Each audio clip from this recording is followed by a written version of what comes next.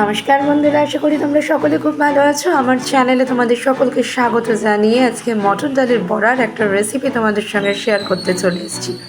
কালকে কথা দিয়ে গেছিলাম আজকে চলে আসবো, তাই তোমাদের জন্য নিয়ে চলে এসেছি মটর ডালের খুব সাধারণভাবে করা একটা বড়া। তো এই বড়াটা তোমরা ভাতের সাথে খেতে পারো বা বিকেলবেলা চায়ের সাথেও কিন্তু নিতে পারো। মটর ডালটা বড়া করার জন্য মটর ডালটা আমি সকালে ভিজিয়ে রেখে দিয়েছিলাম। ভিজিয়ে রাখার পর আমি এই দুপুরের দিকে আমি এটাকে বেটে নিচ্ছি। মটর ডালটা যদি একটু ভিজিয়ে রাখো তাহলে ডালটা বাটতেও সুবিধে হয়, আর যখন এই ব্যাটারটা আমাদের রেডি হবে তখন সেটা একটু মোলায়েম হবে। তো ভিজিয়ে রেখেই কিন্তু ডালটাকে আমি বেটে নিচ্ছি।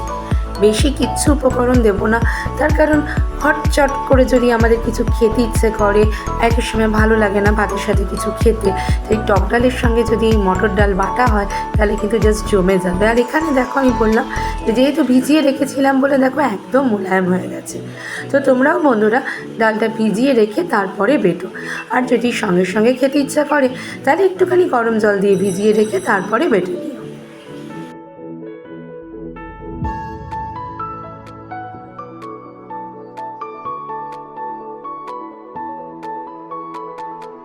ডালটা তো বাটা একদম হয়ে গেছে, এর মধ্যে আমি এরপরে কিছু জিনিস দেবো যেগুলো তোমাদের ঘরেই থাকে, আর যদি এটা নিরামিষের দিন করো সেজন্য কিন্তু একদম পারফেক্ট।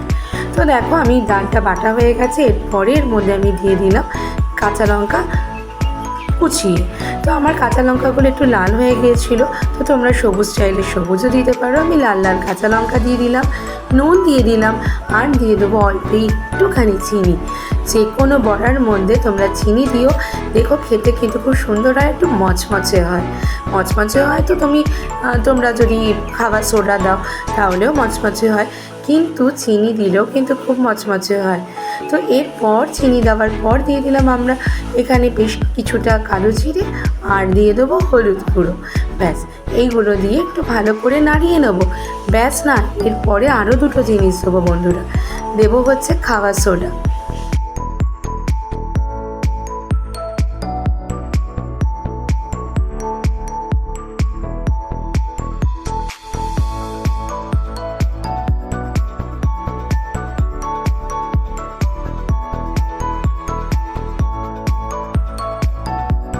সব কটা উপকরণ দেওয়ার পর মটর ডালটা কিন্তু আমি খুব ভালো করে মাখিয়ে নেব।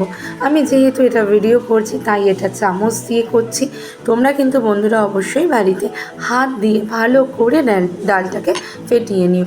যত ফেটাবে তত ডালের বড়াগুলো ফুলবে আর তত বেশি ক্রিস্পি হবে, কুড়মুড় কুড়মুড় করবে। তো দেখো আমি এখানে মাখি, আর এই ফাঁকে নতুন যে বন্ধুদের আসছো আমার চ্যানেলে আমার রেসিপিগুলো দেখছো তাদের উদ্দেশ্যে বলবো আমার পরিবারের সদস্য হয়ে যাও, আমার চ্যানেলটাকে সাবস্ক্রাইব করে দাও। সাবস্ক্রাইব করে পাশে থাকা বেল নোটিফিকেশানটাকে অন করে দিও, তাহলে আমার রোজের যে রেসিপিগুলো বা কোনো ব্লগ ভিডিও তার নোটিফিকেশান তোমাদের কাছে চলে যাবে, তোমরা তখন চট করে দেখে নিতে পারবে। তো দেখতেই পাচ্ছ আমার কিন্তু এখানে ডালটা একদম মাখা হয়ে গেছে। খুব ভালো করে ফেটাতে হবে। ডাল বড়া যে কোনো কিছুর বড়া যত ফেটাবে তত কিন্তু সেটার স্বাদও ভালো হয়ে যাবে আর কুড়মুড়ে আর ফুলে উঠবে। তো কড়াইতে বসিয়ে দিয়েছি তেল গরম করতে, গ্যাসটাও অন করা ছিল। তো এরপর আমি এখানে ডালের বড়াগুলো যেরকম তোমরা সাইজ, তোমরা যদি একদম ছোট ছোট করে খাও তো ছোট ছোট করে নেবে। আমি একটু বড় করেছি, তাহলে একটু বড় করবে, যার যেরকম আকার দেবে ডালের আর কি ছোটো বড় সেই অনুযায়ী দিয়ে ডালের বড়াগুলো ভেজে নেবে। ব্যাস। আর এই সময় এই যে সময়টা চলছে এই সময় চারিদিকে কিন্তু শীতলা পুজোও হচ্ছে, তাই শীতলা পুজোর সময় কিন্তু এই ডালের বড়াটা মাস্ট। পান্তার সঙ্গে নানা রকম ভাজা, তার সাথে কিন্তু এই ডালের বড়াটাও করে সবাই। তো সেই মতো করে যেহেতু বললাম আমি সম্পূর্ণ নিরামিষ করছি, তো তোমরা এইভাবে ডালের বড়া করে পান্তার সাথে খেতেই পারো। আর তো চা আছে, নিরামিষের দিন ডালের সাথে আছে।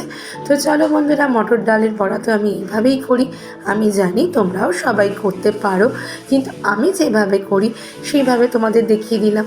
আর অনেক সময় না অনেকের রান্না দেখে মনে পড়ে যায় সত্যি সত্যি একঘেয়ে খাওয়ার ভালো লাগে না, তো চলো আমরাও একটু ডালের বড়া করে নিই। তো সেই জন্যই বন্ধুদের উদ্দেশ্যে এই খুব সাধারণ একটা ডালের বড়ার রেসিপি তোমাদের সঙ্গে শেয়ার করে দিলাম। তো ডালের বড়াগুলো আমার হোক। আর ওইদিকে তোমাদের উদ্দেশ্যে একটা ছোট্ট কথা বলি, মানে যেই বন্ধুরা আমার পরিবারে রোজ আসছো তারা অবশ্যই কিন্তু একটা ছোট্ট লাইক দিয়ে ভিডিওটা দেখো বন্ধুরা, আর যাওয়ার আগে একটা ছোট্ট কমেন্ট করে দিই। তো তোমাদের সঙ্গে বকবক করতে করতে এদিকে ডালের বড়াটাও মোটামুটি হয়ে গেছে। যেটুকু ডাল নিয়েছিলাম সব কটা বড়া হয়ে গেছে। তো চলো এবার একটা প্লেটের মধ্যে নিয়ে তোমাদের সামনে ফিরে আসছি।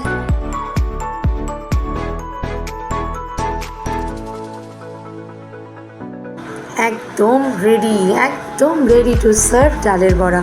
তো ডালের বড়াগুলো আমার একটু খরা খরা হয়ে গেছিলো, কিন্তু পড়েনি বন্ধুরা, একটু খরা খরা হয়ে গেছিলো।